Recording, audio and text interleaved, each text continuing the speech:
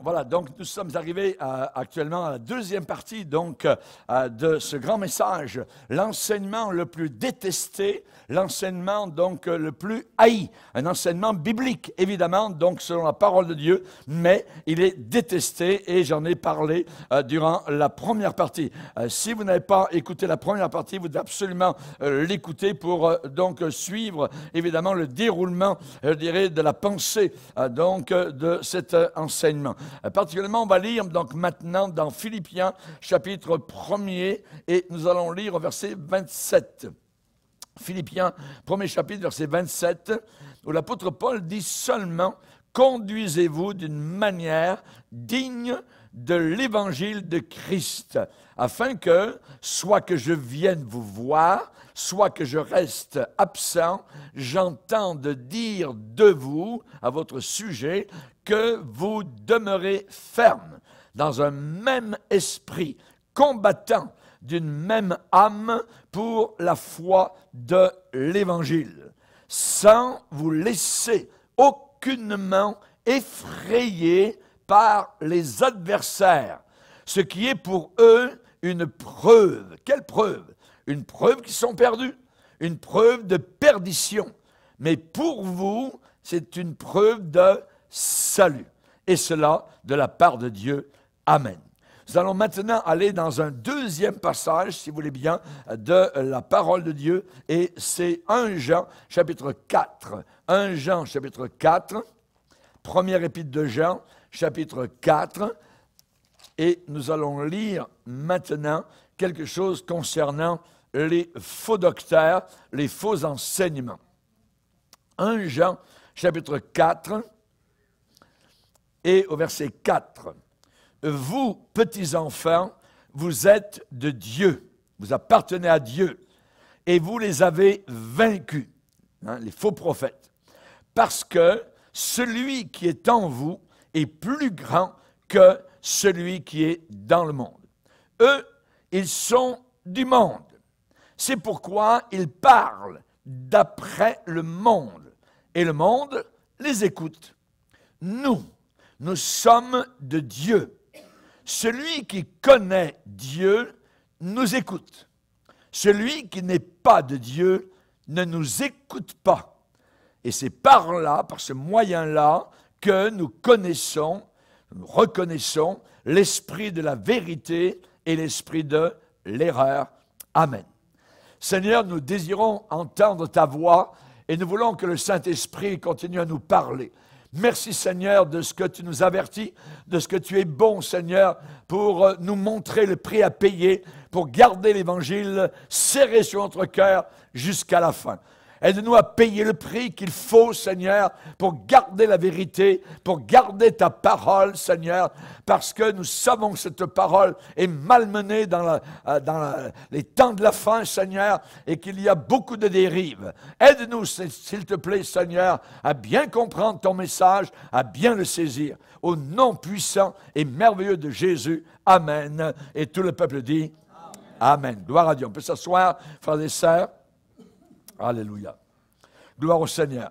Nous avons vu particulièrement donc à différentes choses comment Jésus a été haï et particulièrement la raison pour laquelle cette haine est tombée sur lui. Évidemment, il le déclare et il a dit « Le monde me hait parce que je rends de lui, du monde, le témoignage que ses œuvres sont mauvaises. » Évidemment, les gens aimeraient qu'on dise que tout va bien, que ce sont des bonnes personnes et que finalement, à la fin, Dieu va les accepter parce qu'ils sont gentils, tout ça, ils sont très, très bons. Vous voyez, et ce n'est pas le cas, ce n'est pas la vérité, c'est un mensonge en réalité. Et nous avons besoin donc de revoir cet élément, la doctrine la plus haïe, l'enseignement le plus détesté, donc parce que actuellement, actuellement, le monde évangélique actuel, dans sa forme actuelle, a décidé donc de passer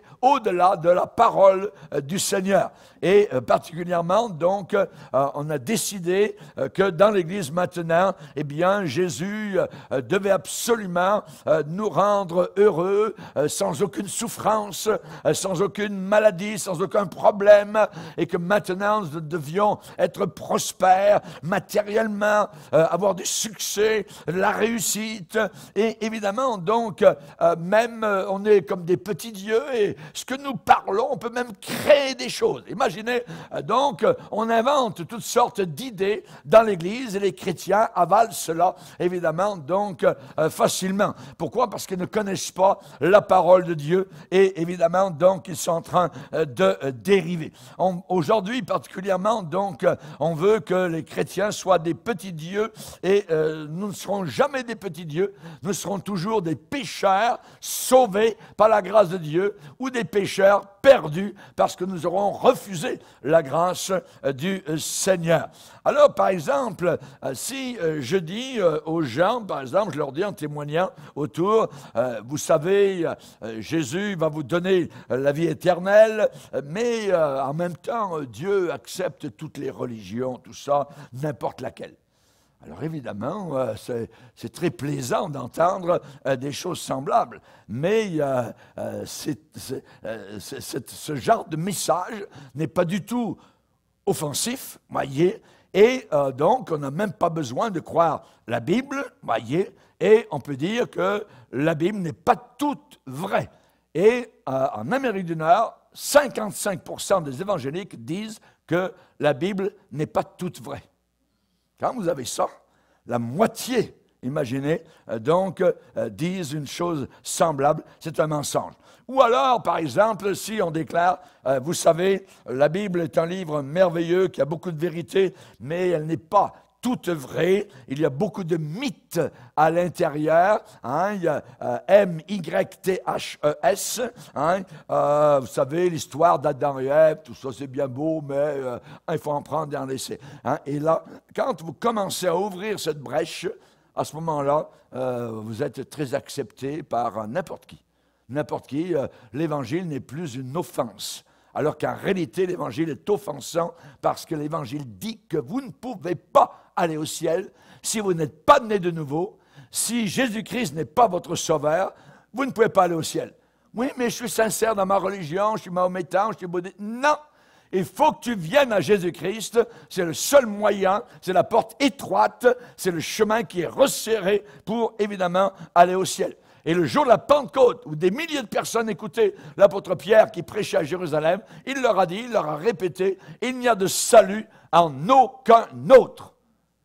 Il n'y a de salut en aucun autre. Ça veut dire ce que ça veut dire. Ça veut dire qu'il n'y a de salut en aucun autre. Amen. Vous êtes d'accord avec ça? Gloire à Dieu, alléluia. Moi, je suis d'accord, alléluia, parce que j'ai accepté, hein, parce que j'ai cru que la Bible est la vérité et qu'elle est toute et entièrement vérité. Alléluia. La vérité, c'est que les gens sont des pécheurs.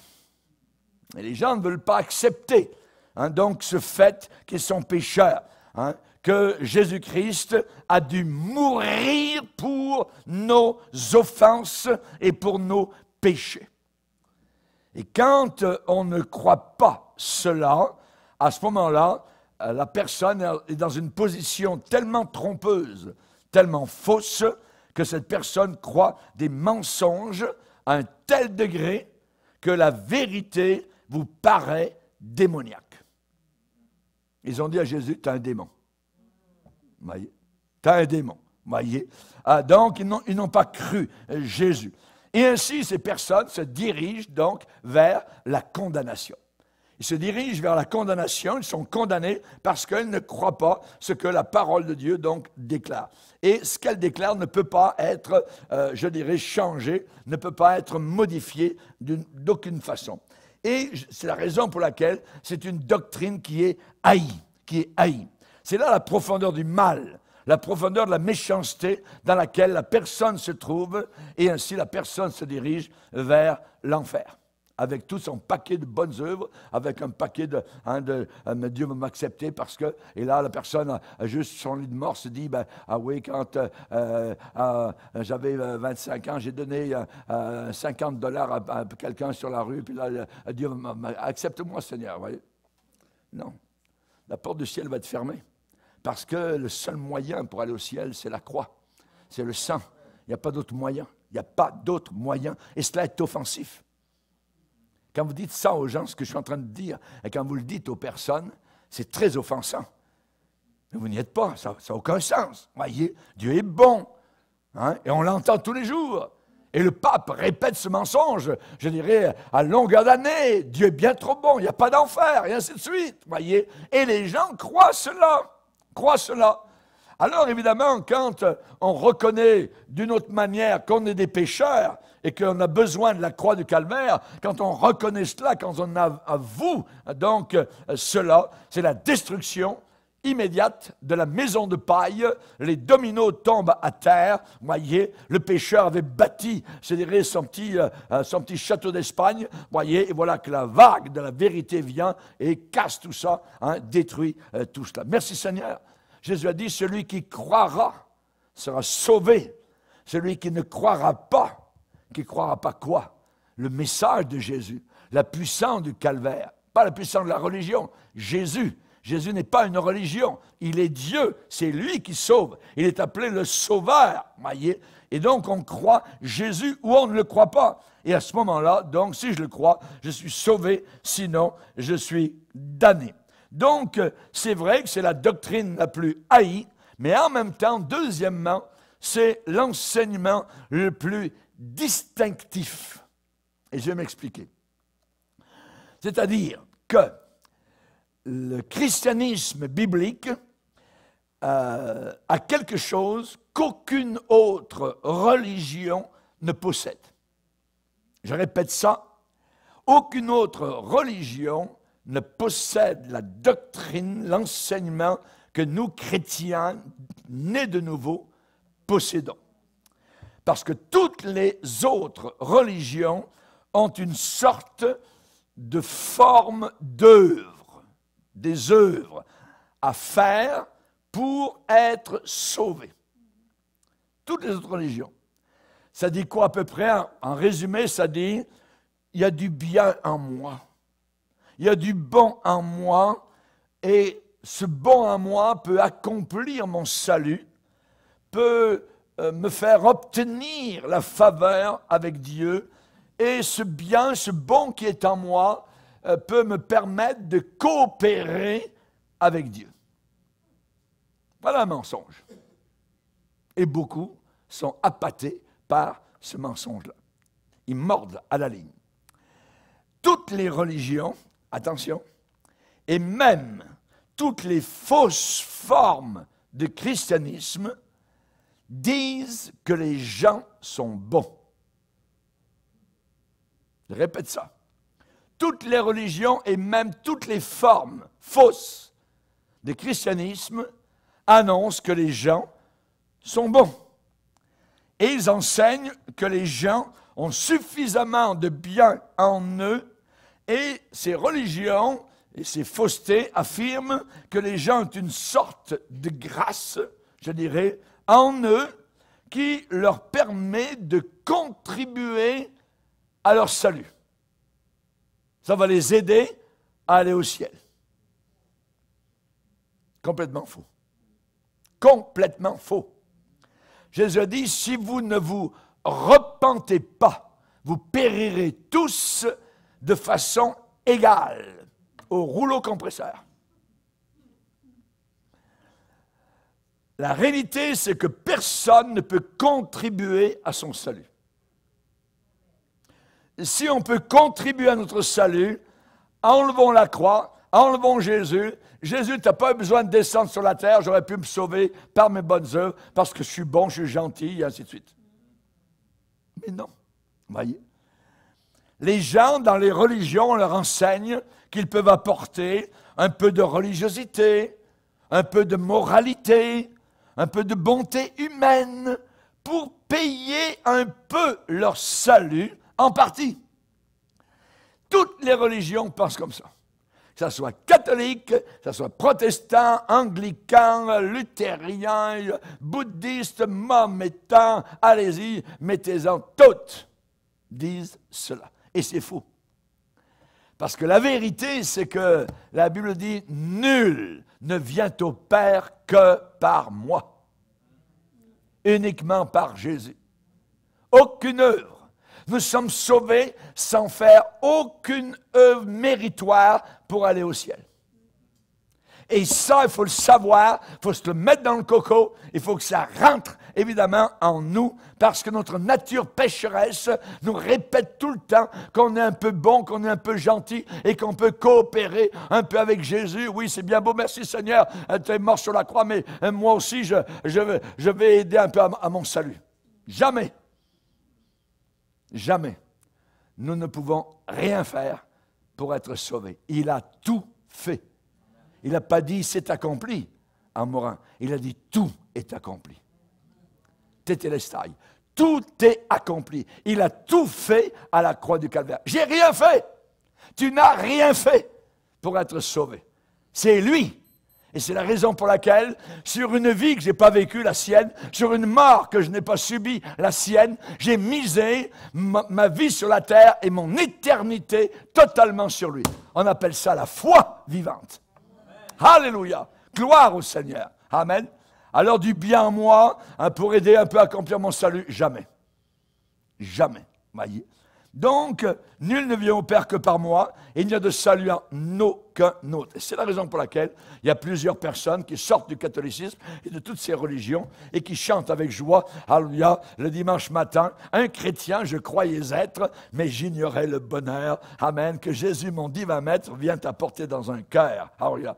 Sa puissance souveraine, maintenant règne sur moi, du péché, brise la chaîne, alléluia. Un chrétien, je croyais être. Amen. Alléluia. Évidemment, donc, nous n'étions pas des chrétiens, nous étions des païens avec un habit de supposé chrétien, mais en réalité, donc, nous n'étions pas sauvés. On est sauvés uniquement quand il y a révélation. C'est par révélation que le Seigneur se révèle à nos cœurs. C'est un miracle. On appelle ça la nouvelle naissance. C'est de la même manière que la petite chenille qui est à l'intérieur du cocon, soudain brise le cocon et voilà que c'est plus un ver de terre, hein, mais c'est un beau papillon qui s'envole. C'est la même chose. Nous mangions de la terre, nous mangions de la boue. Nous étions vers de terre et voilà que maintenant 2 ailes nous ont poussé.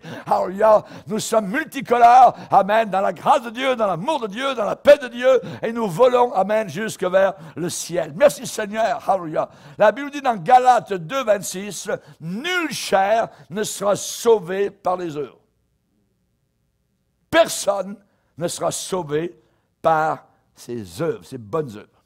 Et encore Galates 5, 4, « Si vous cherchez à vous être sauvés par vos œuvres, Paul dit, vous êtes séparés de Jésus. » C'est pas à peu près. Vous êtes séparés du Seigneur Jésus. Et il n'y a que le christianisme qui dit que vous n'amenez rien à Dieu. Vous n'amenez rien du tout. Le christianisme uniquement enseigne cela. Le salut, la Bible dit, le salut ne vient pas de vous. C'est bien écrit Éphésiens 2, 8. Le salut ne vient pas de vous. C'est le cadeau de Dieu. Ce n'est pas par les œuvres. Ce n'est pas par les œuvres, c'est par la grâce. Grâce, faveur, non méritée. Pour devenir chrétien, il faut comprendre que le salut que vous recevez nous est donné tout par grâce. C'est un cadeau total. Cadeau. Mais si vous ajoutez des œuvres, vos œuvres, à ce salut, à ce moment-là, vous avez un problème. La grâce n'est plus la grâce. Le cadeau n'est plus un cadeau. C'est à peu près comme, je dirais, si quelqu'un, vous donnez un cadeau à quelqu'un, puis il vous dit, ben, je vais te donner quand même, tiens, prends $50 pour le cadeau que tu m'as donné. Vous allez être offensé. Et Dieu, c'est la même chose, il n'accepte pas ça, parce qu'il a tout fait sur la croix. Et vous ne pouvez rien faire de vous-même pour aller au ciel. C'est un cadeau. Qu'est-ce qu'on fait avec un cadeau? On le regarde. Ou bien, on le refuse, ou bien on l'accepte. C'est l'un ou l'autre. C'est tellement simple. C'est tellement simple. Alléluia. Gloire au Seigneur. La dépravation humaine, c'est la doctrine la plus haïe. La dépravation du cœur humain. Et c'est pourtant la plus grande doctrine chrétienne. La dépravation du cœur humain. Et seulement la vérité chrétienne enseigne cela. Vous ne trouverez jamais cela chez les bouddhistes, ni chez les musulmans, nulle part. Il n'y a que les chrétiens qui vous disent la vérité. Nous sommes des pécheurs et nous sommes dépravés avant de venir à Jésus-Christ. Il a fallu du sang qui coule pour que nous soyons sauvés. Et pas n'importe qui. Dieu, le Fils. C'est la doctrine chrétienne la plus contrariante, la plus dérangeante, la plus offensante, gênante, blessante, agaçante, désolante, chagrinante. Comment échapperons-nous si nous négligeons, mettons de côté, un si grand salut? Il n'y a pas d'échappatoire. C'est le seul moyen. C'est le seul chemin. C'est l'enseignement le plus rejeté parce que la chute humaine, le péché qui est en nous, nous sommes nés avec le péché, chacun de nous dans le cœur, a créé en nous une condition qui nous prête à être séduits. Une condition de ténèbres. Nous aimons le mal, les ténèbres, ce qui est tordu, le mensonge, la mort.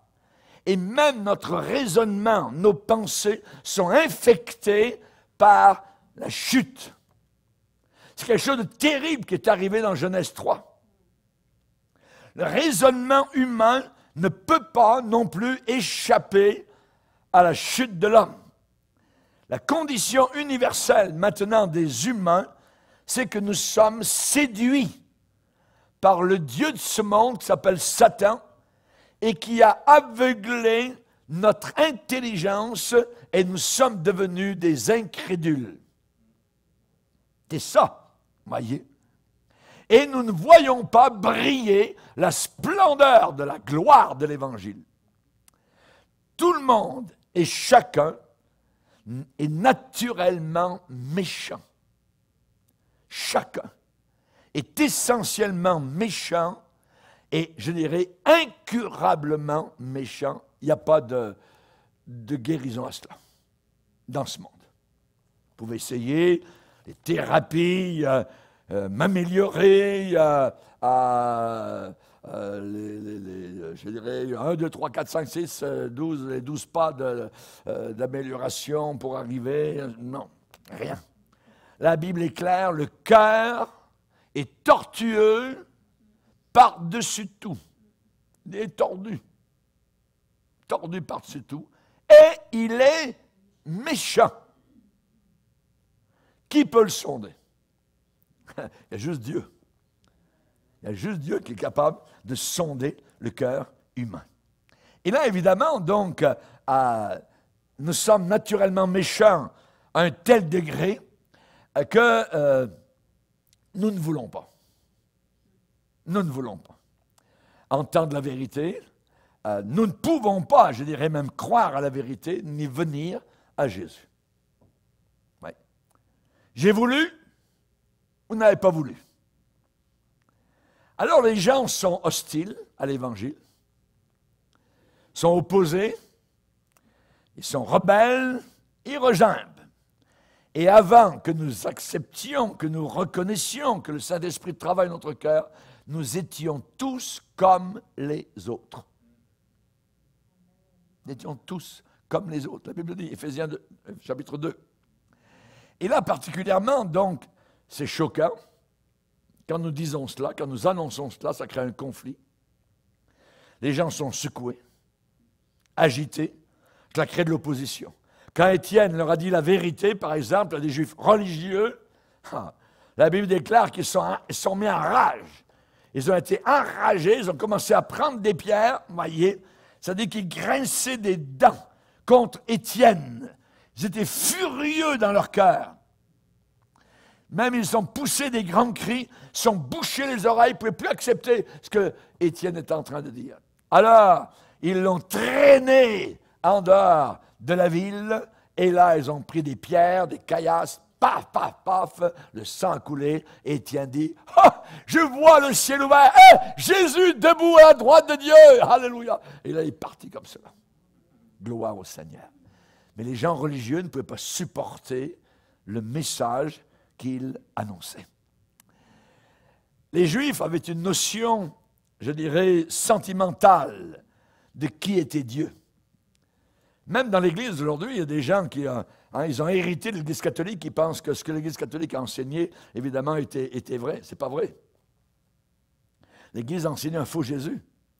Enseigner un Jésus, je dirais, gentil, je dirais, un petit peu amorphe, vous voyez, à moitié endormi, qui ferme à moitié les yeux, qui ne voit pas le péché, ainsi de suite, vous voyez. Alors que la Bible nous montre le côté d'amour de Jésus, vous voyez, côté viril du Seigneur, mais en même temps, un côté de jugement. De jugement. Il vient juger. Et ça, on n'a jamais appris ça, évidemment, donc, dans cette Église-là. Et là, particulièrement, donc, les Juifs avaient une notion sentimentale. C'était du sentimentalisme, de qui était Dieu. Mais ce n'était pas le vrai Dieu. Pourquoi? Parce qu'ils avaient créé un Dieu comme eux l'imaginaient. La façon, je dirais, que eux voulaient qu'il soit. Un Dieu qui était capable d'approuver leur injustice. D'approuver leur injustice. Et c'est la raison pour laquelle Dieu avait donné le premier commandement, tu ne te feras pas d'image taillée, ni de représentation quelconque des choses qui sont dans les cieux. Ça veut dire tu ne te feras pas un Dieu comme toi tu le penses. Il va falloir rester, je dirais, avec le véritable Dieu biblique, tel que la Bible nous l'a montré et démontré. La religion, en réalité, n'est pas un pas en avant vers Dieu. La religion, c'est un blasphème. C'est un blasphème final. Un blasphème final, parce qu'on invente un Dieu comme on le pense. Dans toutes les religions, ils inventent une notion de Dieu. Et là, c'est la dernière étape de la dépravation du pécheur. Pourquoi? Eh bien, la réponse est parce que quand vous créez un Dieu de votre propre fabrication, une sorte de Dieu hybride, comme vous l'imaginez, vous venez de violer le premier commandement qui est d'aimer Dieu de tout ton cœur, de toute ta pensée, de toute ta force et de toute ton âme. Et la Bible dit, tu n'auras pas d'autre Dieu devant ma face. Un Dieu différent de ce que la Bible enseigne. Ou encore, dans le Nouveau Testament, un autre évangile.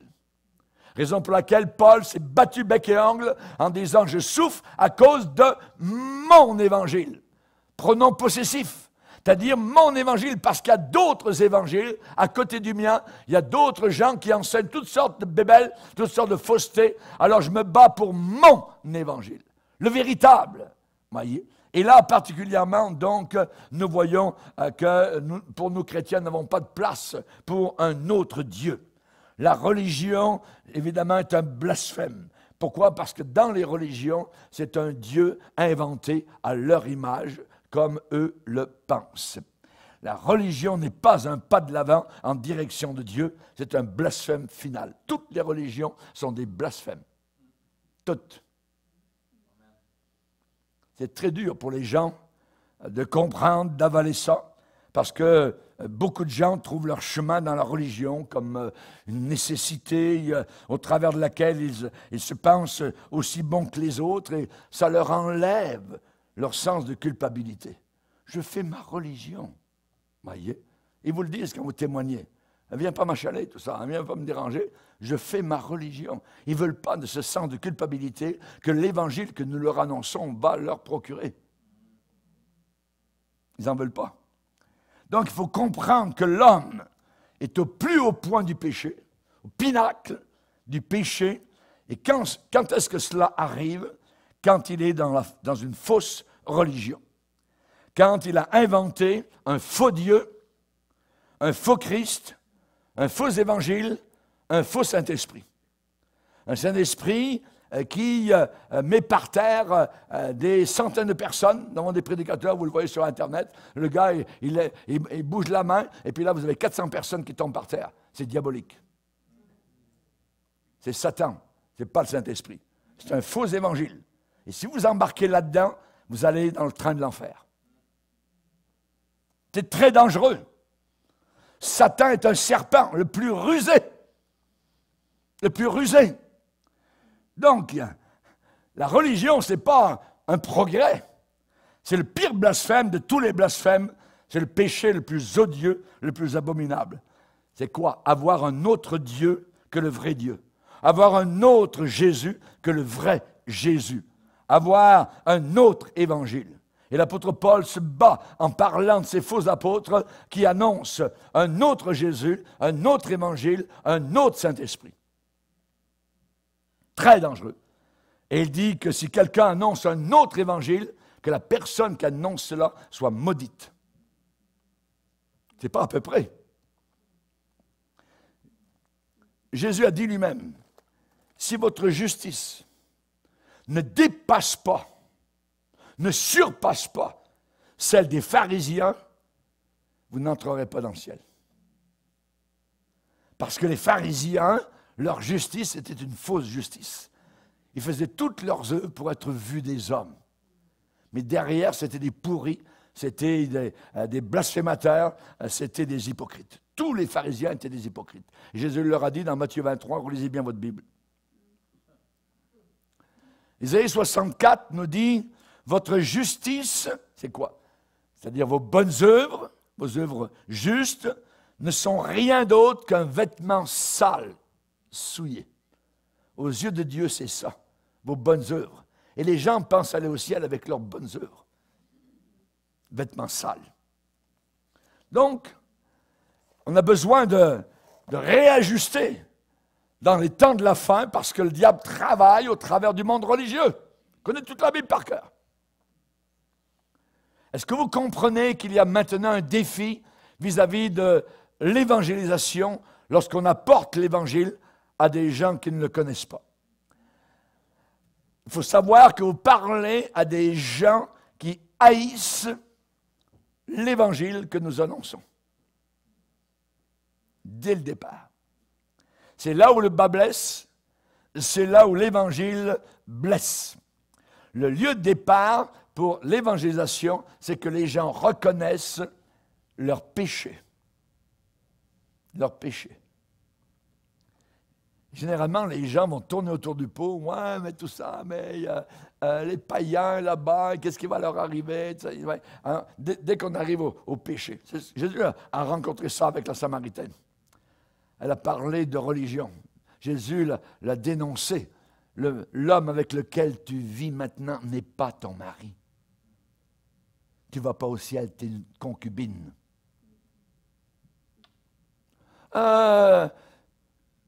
Jésus, c'est quoi la bonne religion? Où est-ce qu'il faut adorer? Les Juifs, ils adorent là-bas. Les Samaritains, elle a voulu changer la direction. Parce que Jésus est allé directement pointer vers le péché.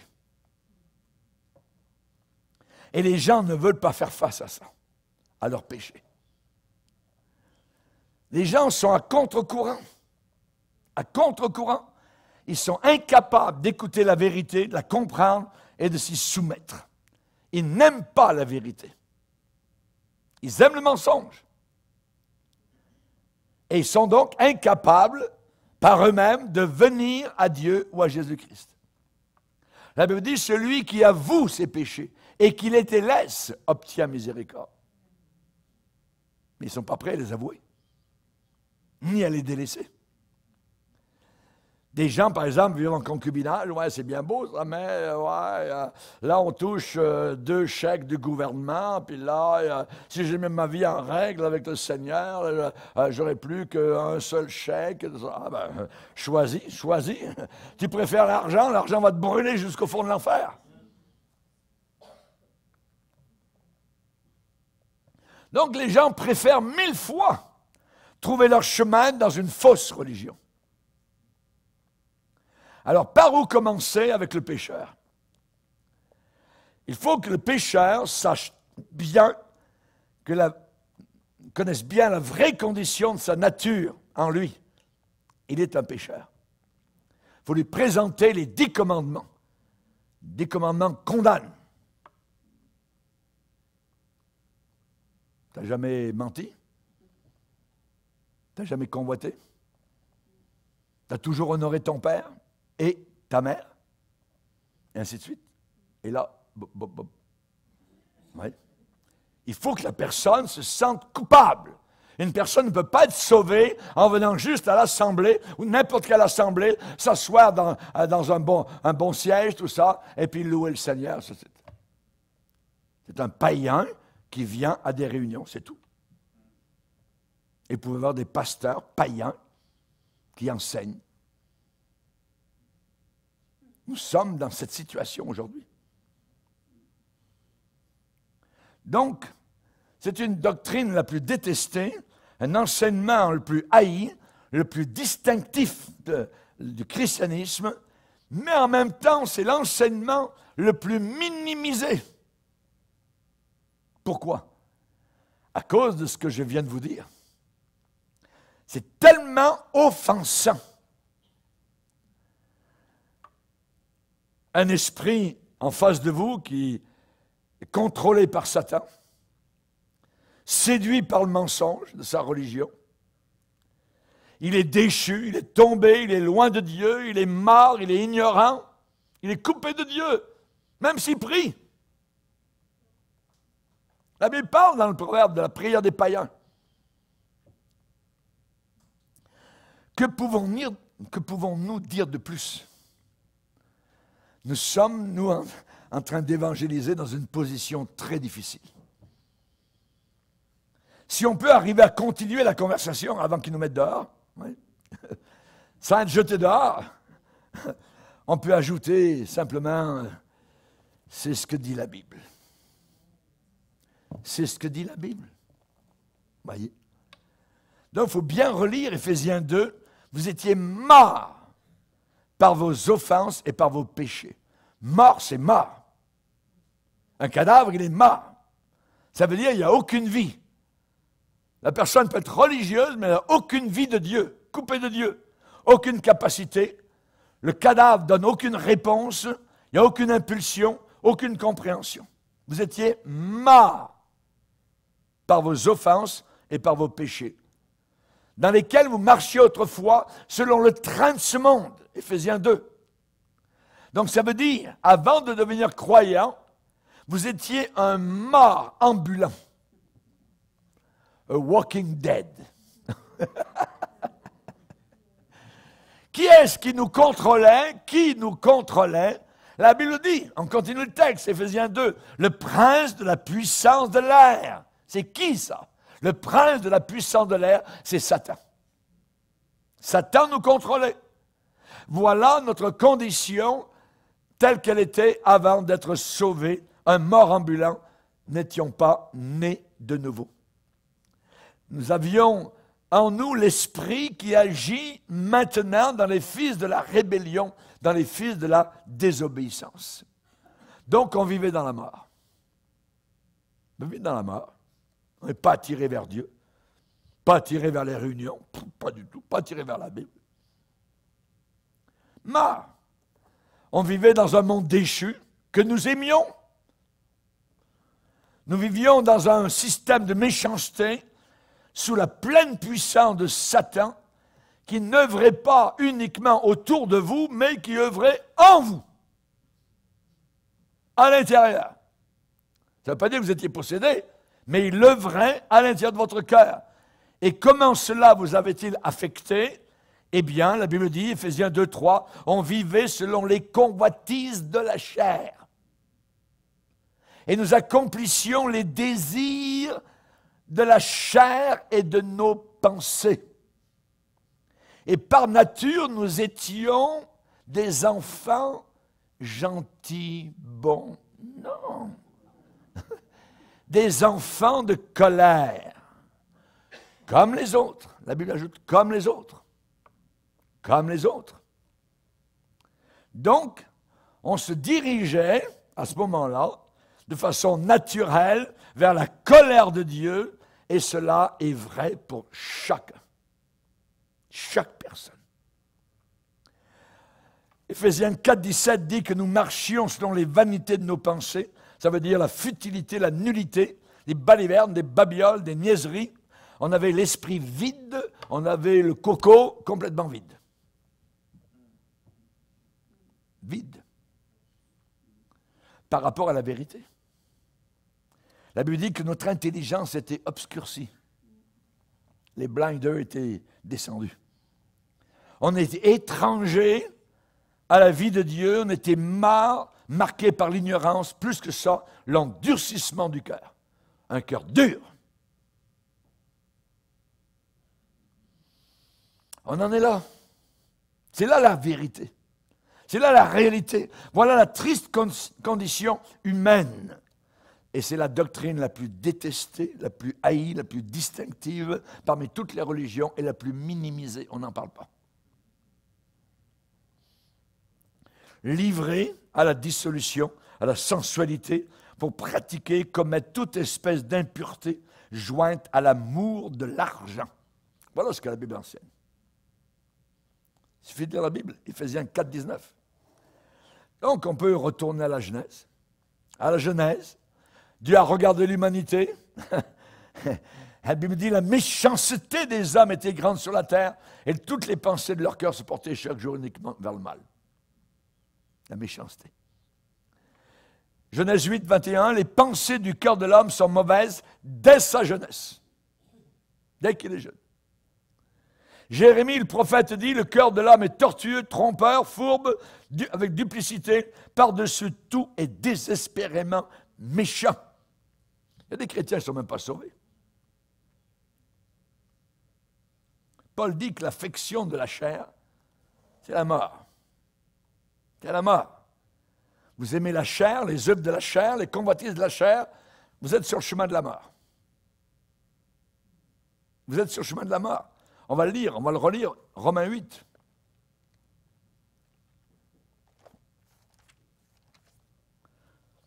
Tout ça, évidemment, est choquant pour quelqu'un qui ne connaît pas l'Évangile. Romains 8, verset 5. Ceux, en effet, qui vivent selon la chair, s'affectionnent aux choses de la chair. Tous ceux qui vivent dans la porno, la poubelle, ils aiment ça. Ils vivent selon la chair. Ceux qui vivent selon la chair s'affectionnent. Leur amour, elle est au chaud de la chair, elle ne peut pas s'en passer. Ils sont attachés au bidule. Tandis que ceux qui vivent selon l'esprit s'affectionnent aux choses de l'esprit. Et l'affection de la chair, c'est quoi? C'est la mort. Verset 6. Tandis que l'affection de l'esprit, les choses de Dieu, les choses du Saint-Esprit, c'est la vie et la paix. Parce que l'affection, écoutez bien ce qui suit, verset 7, l'affection de la chair est inimitié contre Dieu. Pourquoi? Parce qu'elle ne se soumet pas à la loi de Dieu, à la parole de Dieu, et qu'elle ne le peut même pas. Elle ne peut même pas obéir. Elle ne se soumet pas. S'il n'y a pas de nouvelle naissance, rien ne pourra y faire. Rien ne pourra y faire. Donc, on a un problème, un grave problème. Et donc, encore une fois de plus, la personne ne veut pas. Et la personne ne peut pas. Elle ne veut pas, elle ne se soumet pas à la parole de Dieu. Et elle ne peut pas, parce que nous l'avons lu, elle ne le peut même pas. On l'a lu. Totalement sans aucune puissance, aucun pouvoir. Donc, à ce moment-là, la situation est terrible. Vous êtes dans la chair, vous êtes poussé par les convoitises de la chair, vous êtes de la chair, et la chair est hostile à Dieu, et vous faites les œuvres de la chair. Et la chair ne peut pas se soumettre à la loi de Dieu. C'est impossible. Ce n'est même pas possible qu'elle se soumette. Voilà la condition du pécheur. Le pécheur est emprisonné. Il est en prison. La personne est tellement pécheur, tellement pécheresse. Ils ne veulent pas croire à la vérité et ils ne le peuvent même pas parce qu'ils n'ont aucune capacité pour cela. Plus que ça, ils vont plus loin, ils haïssent ceux qui prêchent la vérité et ils haïssent aussi la provenance de la vérité qui est la parole de Dieu. Et cela est très profond. Cela est très, très profond. La conduite d'une telle personne est décrite par Jésus. Que dit Jésus dans l'évangile de Marc? Eh bien, il faut le savoir. Il dit, c'est du dedans. C'est du cœur des hommes que sortent les mauvaises pensées, les adultères, les impudicités sexuelles, les meurtres, les vols, l'amour de l'argent, la méchanceté, la fraude, le dérèglement, le regard jaloux, la calomnie, l'orgueil, la folie. Toutes ces choses mauvaises sortent du dedans et souillent l'homme. Et voilà que l'homme a inventé la psychologie. Et la psychologie est entrée à l'intérieur de l'Église, et nous avons maintenant ces faux prophètes qui sont là à l'intérieur, qui s'appellent les psychologues chrétiens. Qu'est-ce que dit la psychologie d'aujourd'hui? La psychologie dit le contraire de ce que la Bible dit.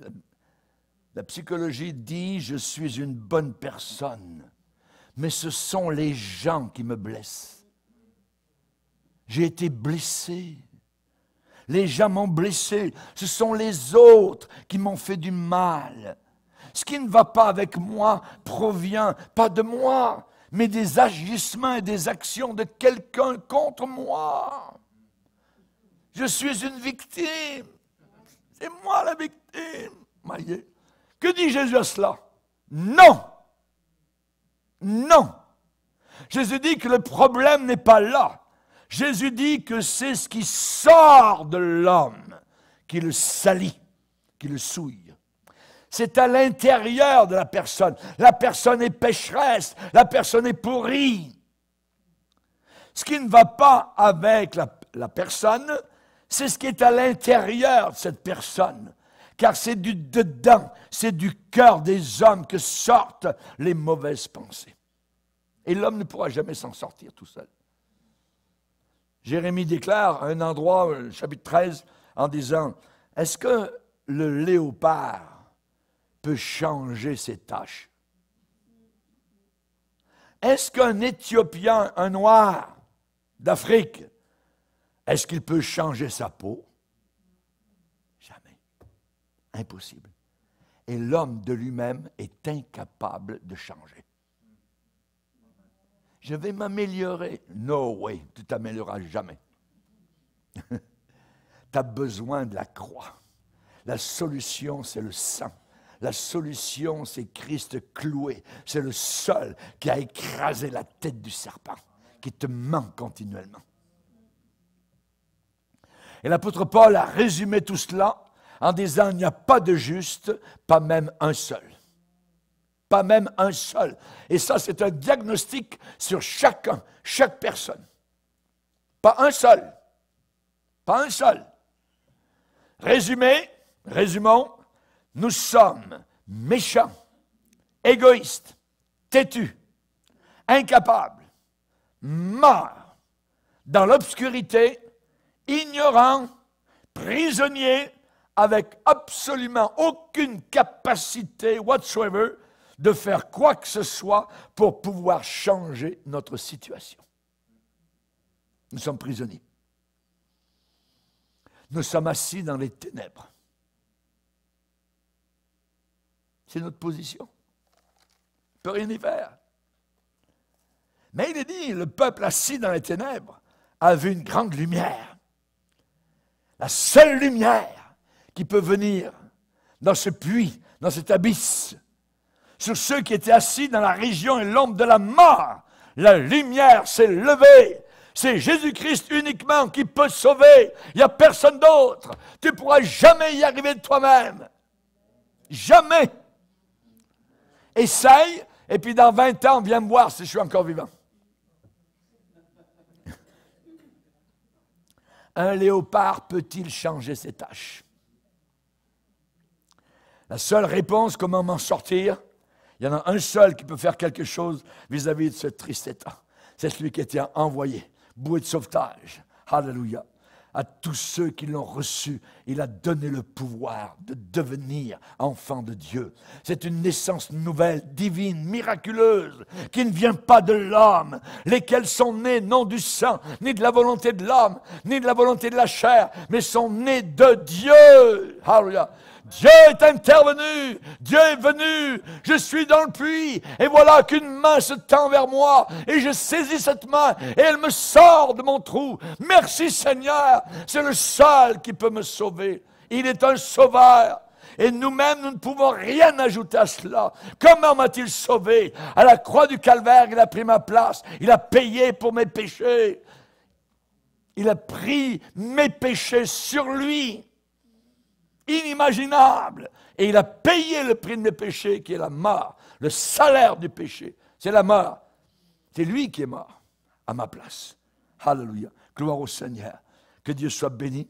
Tout cela ne vient pas du sang, ne vient pas de nos parents, quoi que ce soit. Vous n'héritez pas le salut de vos parents. Personne d'autre ne pourra le faire à votre place. C'est de Dieu. C'est une naissance qui vient de Dieu. Si vous êtes né de nouveau, c'est totalement, complètement l'œuvre du Seigneur. Alors, il y a du début jusqu'à la fin. Nicodème, tu es religieux? Ta religion te mène en enfer. Si tu veux aller au ciel, il faut que tu naisses de nouveau. Naisse de nouveau, voyez.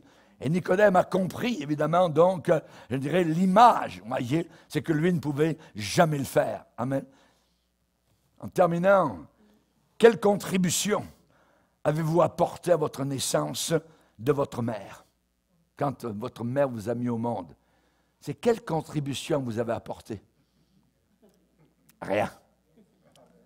R-I-E-N. Rien. Et lorsque Dieu nous a fait naître de nouveau, j'ai apporté rien. Rien. Tel que je suis, sans rien à moi, Seigneur, je viens à toi, moi le pécheur. Amen. Que Dieu soit glorifié. Seigneur, nous te glorifions, nous te bénissons pour le miracle merveilleux, Seigneur, existant ici-bas sur terre pour aller au ciel, qui s'appelle la nouvelle naissance. C'est le seul, unique moyen pour quitter cette terre, sauver la croix du calvaire. Et nous voulons nous glorifier rien d'autre que de la croix, le sang qui a coulé afin que nous soyons purifiés de nos péchés. À toi soit toute la gloire. Merci Seigneur. Amen et Amen. Et tout le peuple dit Amen. Amen. Gloire à Dieu. Levons-nous ensemble. On va bénir.